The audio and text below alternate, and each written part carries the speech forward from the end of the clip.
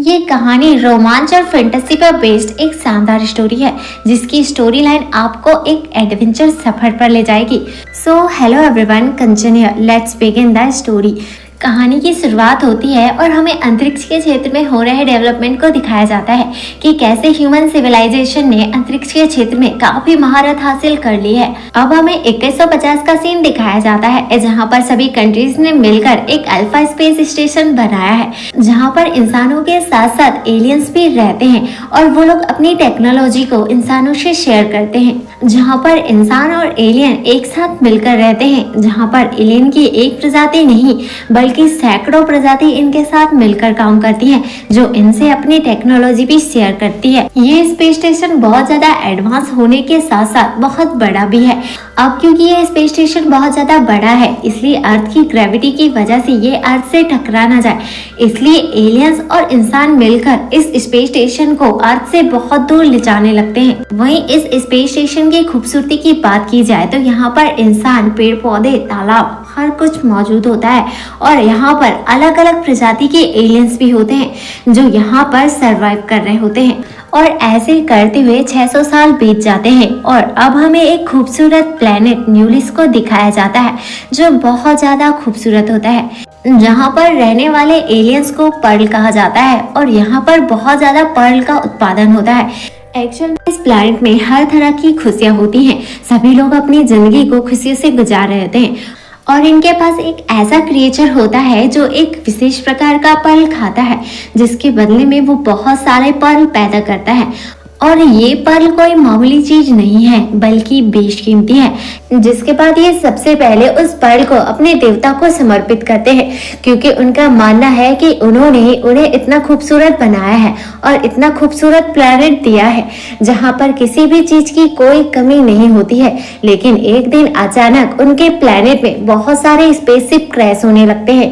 तभी वो देखते हैं कि वहाँ पर एक स्पेसशिप आ जाता है, इसलिए वो सभी लोग उस स्पेसशिप के अंदर चले जाते हैं लेकिन उनकी क्वीन स्पेसशिप के बाहर रह जाती है।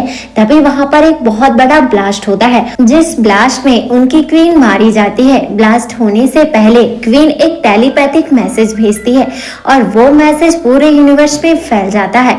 इधर क्वीन के मरने पर सभी लोग बहुत ज्यादा शोक मनाते हैं और इस तरह से उनका खूबसूरत सा प्लेनेट उनकी आंखों के सामने डिस्ट्रॉय हो जाता है। और यहीं से सीन कट होता है और हमें अल्फा स्पेस स्टेशन में वैलेरियन को दिखाया जाता है जिसे वही मैसेज सपने के रूप में डिलीवर होता है कि कैसे एक खूबसूरत सा प्लेनेट कुछ स्पेसशिप की वजह से डिस्ट्रॉय हो गया। उसे कुछ भी समझ नहीं आता कि आखिर ये हो क्या रहा है।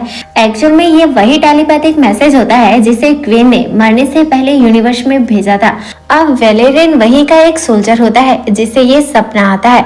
वो बिल्कुल समझ नहीं पाता कि ये सपना क्या था। तभी वहाँ पर उसकी साथी आती है जो उसके साथ काम करती है। वो उससे कहती है कि उन दोनों को एक नया मिशन दिया गया है। इसके बाद हम देखते हैं कि ये दोनों अपने मिशन के लिए निकल जाते हैं। इसी दौरान हम वैलेरियन को देखते हैं जो अपने सपने को स्कैन करता है, लेकिन उससे भी उसे कुछ समझ नहीं आता कि ये जो सपना था वो पास्ट से जुड़ा हुआ है या फ्यूचर से। आगे हम देखते हैं कि ये लोग एक प्लैनेट में पहुंच जाते हैं जहां उन्हें एक स्पेशल क्रिएचर को ढूंढना है।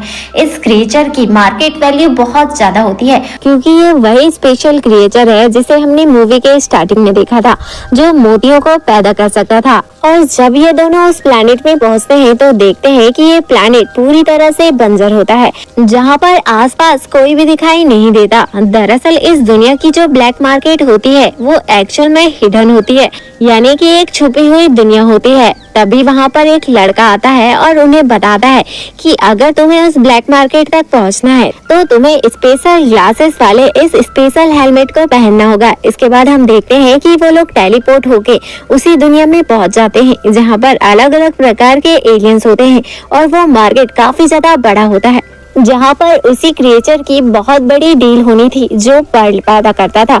और ये डील वही लोग करने वाले थे जो इस पर्ल वाले प्लैनेट में रहा करते थे। एक्चुअल में वो क्रिएचर दो बड़े एलियन के पास होता है, जिसे खरीदने वही पर्ल वाले प्लेनेट के लोग आए थे, जिनका ये क्रिएचर होता है, जिसके बदले वो उन्हें बेशकीमती मोती देते हैं। और ये डील होने ही वाली थी, लेकिन तभी वहाँ पे वेलेरियन आ जाता है और उन पर हमला करके उस मोती और उस स्पेशल क्रिएचर को अपने साथ ले जा लेता है। जहाँ पे थोड़ा फाइट सीन भी दिखाया जाता है, क्योंकि उनके पीछे काफी सारे एलियंस होते हैं, लेकिन वेलेरियन किसी भी तरह से अपने स्पेसशिप में आ जाता है और अब उनके पास वही स्पेशल क्रिएचर और बेशकीमती मोती होता है। वहीं वेलेरियन के मन में आता है कि जिन लोगों को उसने उस ब्लैक मार्केट में देखा था, ये वही लोग होते हैं जो उसके सपने में आए थे। इसलिए अब वो स्पेशल क्रिएचर और मोती के बारे में और भी बहुत कुछ जानना चाहता है। इसलिए वो उस मोती और अपने सपने को स्कैन करता है, जिससे उसे पता चलता है कि इस मोती में इतनी ज्यादा एनर्जी है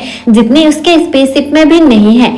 और इससे उसे एक बात और पता चलती है कि जिस प्लैनेट को डिस्ट्रॉय होते हुए उसने आज देखा है, वो आज से 30 साल पहले एग्जिस्ट करता था।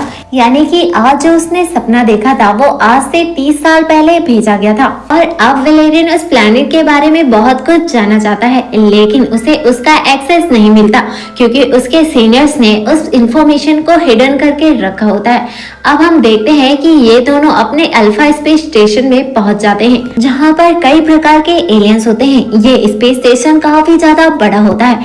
यहाँ पर कई ऐसे एलियंस होते हैं जो चीजों को रीजनरेट कर सकते हैं। और अब हमें कई प्रकार के एलियंस दिखाए जाते हैं, जिनकी अलग अलग खूबियां दिखाई जाती हैं, जिनमें करीब 800 से भी ज्यादा एलियंस की प्रजाति होती है, जो आधे से ज्यादा पानी में रहते हैं।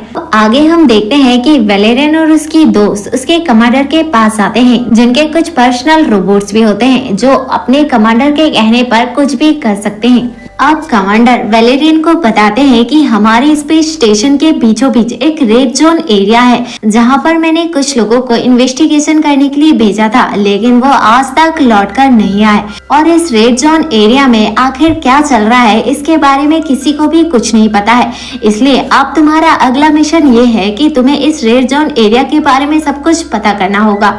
वहीं पर कमांडर उन्हें बताता है कि हो ना हो इस रेड जोन एरिया में ऐसा कुछ है जो हमारे पूरे अल्फा स्पेस स्टेशन को डिस्ट्रॉय कर सकता है। अब वहीं पर हमें दिखाया जाता है कि पर्ल पैदा करने वाले प्लेनेट की एक एलियन को कमांडर ने पकड़ा हुआ है और वो उसे टॉर्चर करता है। और अब कमांडर वेलेरियन की दोस्त से उस स्पेशल क्रिएचर को मांगता है, लेकिन वो उसे देने से इनकार कर देती है और कहती है कि जब तक हमें हमारे मिशन के बारे में सब कुछ पता नहीं चलता, वो उस क्रिएचर को उसे नहीं देगी। दरअसल वेलेरियन और उसकी दोस्त को अपने कमांडर पर शक होता है, इसलिए वो उनसे कहते हैं कि पहले हमें उस रेड जोन एरिया के बारे में पता करना चाहिए, तब तक उस स्पेशल क्रिएचर को वो अपने पास ही रखेगी।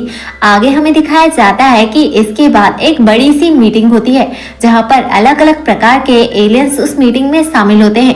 तभी हम देखते हैं कि वहाँ पर एक बड़ा सा ब्लास्ट होता है और ये ब्लास्ट उसी खूबसूरत प्लैनेट के एलियंस ने किया होता है जो पर्ल पैदा किया करते थे। और अब वो एलियन वहाँ पर हमला करके उस कमांडर को पकड़कर अपने साथ ले जाने लगते हैं। यहाँ पर वेलेरियन और उसकी दोस्त कमांडर को बचाने की काफी कोशिश करते हैं, लेकिन वो उसमें नाकामयाब होते हैं। जिसके बाद हमें दिखाया जाता है कि वो एलियंस कमांडर को उसी रेड जोन एरिया में ले जा लेते हैं। इसके बाद हम देखते हैं कि वहाँ की गवर्नमेंट भी अब कमांडर की कोई भी मदद नहीं कर सकती, क्योंकि रेड जोन एरिया में जाना सख्त मना होता है। इधर हम वेलेरियन की दोस्त को देखते हैं, जो वेलेरियन की हेल्प के लिए उसी जगह पर पहुंच जाती है, जहां पर कुछ एलियंस आकर उसकी दोस्त को पकड़कर अपने साथ ले जा लेते हैं।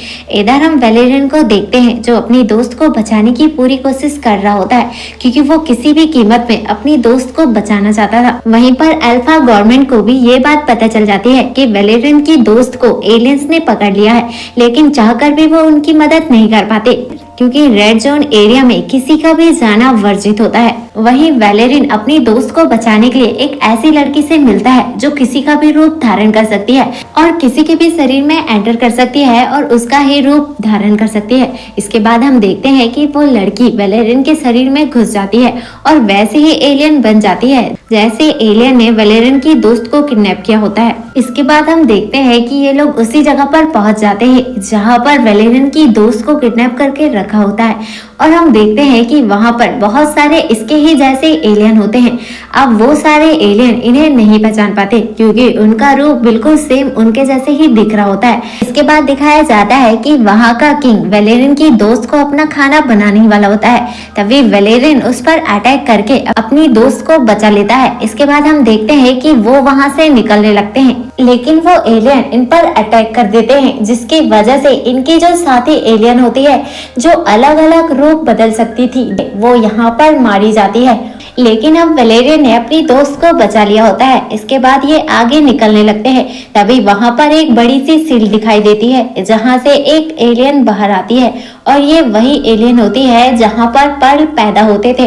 और ये लोग इन दोनों को बताते हैं कि हमारा एक खूबसूरत सा प्लेनेट था जहाँ पर पर्ल पैदा होते थे, लेकिन एक दिन अचानक आसमान से बहुत सारे स्पेसशिप हमारे इस खूबसूरत से प्लेनेट में क्रैश होने लगे और ये सब तुम्हारे कमांडर की वजह से हुआ था, क्योंकि एक बार अल्फा स्टेशन में एक राजनीतिक वॉर हुई थी जिसमें अल्फा स्टेशन के लोगों की दूसरे लोगों से लड़ाई हुई थी और ये लड़ाई काफी ज्यादा बड़ी हो गई थी, जहाँ पर तुम्हारे कमांडर है उनके सारे स्पेसशिप को नष्ट करके जो भी मलबा था उन्हें हमारे प्लैनेट में क्रैश करवा दिया। वो तो खुशकिस्मती हमारी थी कि हम स्पेसशिप के अंदर चले गए थे, पर हमारी क्वीन स्पेसशिप के बाहर ही रह गई और जब वो ब्लास्ट हुआ था तो हमारी क्वीन मारी गई थी और उन्होंने ही मरने से पहले एक टेलीपैथिक मैसेज भेजा था जो पूरे ब्रह्मांड में फैल गया था, जो तुम्हें सपने के रूप में डिलीवर हुआ था। और वो बताते हैं कि हमारी क्वीन ने अपने सोल की पावर से तुम्हें वो टेलीपैथिक मैसेज भेजा था। दरअसल आज भी उनकी क्वीन का एक सोल पावर का हिस्सा वैलेरियन के पास होता है, इसी वजह से वैलेरियन के अंदर उनकी क्वीन की झलक दिख जाती है। आगे ये बताते हैं कि जब उनके प्लैनेट में स्पेसशिप क्रैश हुए थे तो एक स्पेसशिप के अंदर चले गए थे। जब ये स्पेसशिप के अंदर गए तो वहाँ की टेक्नोलॉजी को सीखा। इसके बाद ये अल्फा स्पेस स्टेशन के पास आ गए और बीच सेंटर में आकर रहने लगे और यहाँ आकर हमने जीवन जीने के नए तरीकों को सीखा और जीवन जीने की फिर से नई शुरुआत की और यहीं पर रहने लगे। लेकिन कमांडर को ये बात पता थी, इसलिए उसने इस एरिया को रेड जोन एरिया घोषित कर दिया ताकि कोई भी बड़े अधिकारी को ये बात पता ना चले कि इन एलियंस का पूरा प्लैनेट कमांडर की वजह से डिस्ट्रॉय हो गया था। वो एलियन वैलेरियन को बताते हैं कि उनके पास एक खास मोती है जो उस क्रिएचर को खिलाने पर वो बहुत सारे मोती पैदा कर सकता है, इसलिए वो क्रिएचर की डील करने के लिए उस ब्लैक मार्केट में गए होते हैं। लेकिन तभी वहां पर वैलेरियन ने अटैक करके उस क्रिएचर और उस मोती को अपने साथ ले जा लिया था। तभी हम देखते हैं कि उनके कमांडर को होश आ जाता है और अब उसकी सच्चाई वैलेरियन और उसकी दोस्त के सामने आ जाती है और हम देखते हैं कि वो अपने खास रोबोट्स को भी बुला लेता है। तभी हम देखते हैं कि वैलेरियन की दोस्त उनके सीनियर्स को कॉल करके पूरी सच्चाई बता देती है। इसी दौरान हम देखते हैं वैलेरियन को जो कमांडर को पकड़कर इसी कॉल में उसके गुनाहों को कबूल करने के लिए कहता है, लेकिन कमांडर ऐसा नहीं करता बल्कि वो अपने खास रोबोट को एक्टिवेट कर देता है जो उन रोबोट्स पर हमला कर देते हैं जो कमांडर को बचाने आए होते हैं, जिन्हें गवर्नमेंट ने कमांडर को बचाने के लिए भेजा था। अब आगे हम देखते हैं कि वैलेरियन और उसकी दोस्त बड़े ही बहादुरी से सभी लोगों से फाइट करते हैं और सारे रोबोट्स को एक एक करके मार देते हैं। आगे दिखाया जाता है कि गवर्नमेंट को सच्चाई पता चल जाती है कि कमांडर एक गलत इंसान है। इसके बाद हम देखते हैं कि कमांडर को गिरफ्तार कर लिया जाता है। अब आगे हम देखते हैं कि वैलेरियन को ये बात पता चल जाती है कि वो स्पेशल क्रिएचर इन एलियंस के लिए कितना जरूरी होता है, इसलिए हम देखते हैं कि वो स्पेशल क्रिएचर को इन एलियंस को दे देते हैं। जिसके बाद हम देखते हैं कि वो एलियंस एक खास प्रकार का मोती उस क्रिएचर को खिलाते हैं जो कि इन प्लैनेट के लोगों की शक्ति होती है। इसके बाद हम देखते हैं कि वो क्रिएचर बहुत सारे मोती पैदा करता है और हम देखते हैं कि देखते ही देखते वो स्पेसशिप एक खूबसूरत प्लैनेट में कन्वर्ट हो जाता है और दिखाया जाता है कि अब इनकी जिंदगी पहले जैसे खुशहाल भरी हो जाती है। और ये सारी खुशी की वजह वैलेरियन और उसकी दोस्त होती है जो कि एक दूसरे को काफी ज्यादा पसंद करते हैं। और इसी के साथ ये मूवी यहीं पर एंड हो जाती है। अगर आपको ये एक्सप्लेनेशन पसंद आए तो वीडियो को लाइक और चैनल को सब्सक्राइब करके हमारे इंस्पिरेशन लेवल को जरूर बढ़ाइएगा, क्योंकि आपका एक सब्सक्राइब हमारे इंस्पिरेशन का कारण बनता है।